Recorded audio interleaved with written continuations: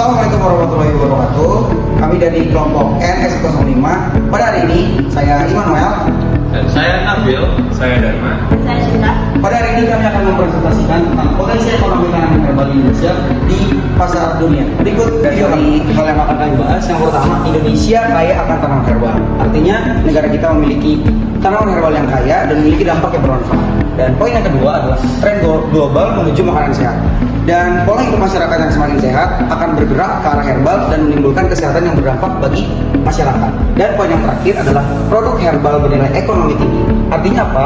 Produk herbal ini juga akan menimbulkan suatu peluang ekonomi yang bermanfaat bagi masyarakat.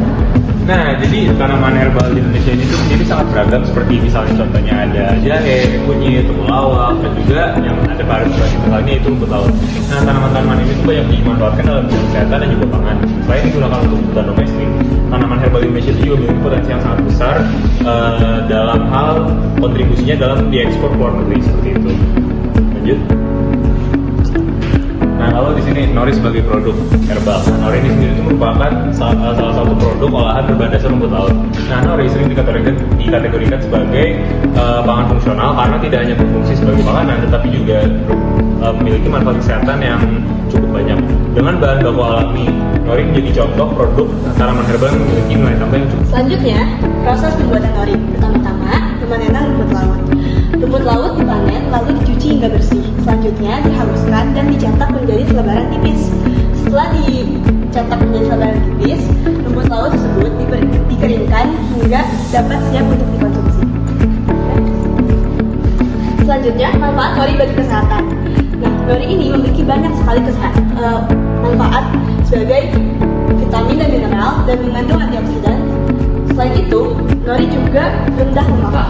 Secara potensial dan ekonomi, nori ini memiliki jumlah permintaan yang cukup tinggi, teman-teman. Nah, sehingga apa?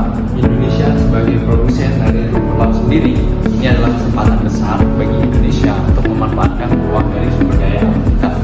Nah, inilah dan dapat disimpulkan bahwa tanaman herbal di Indonesia seperti nori ini adalah tanaman yang memiliki potensi yang besar untuk Indonesia, tidak hanya sebagai dalam bidang kesehatan, tapi juga dalam ranah ekonomi.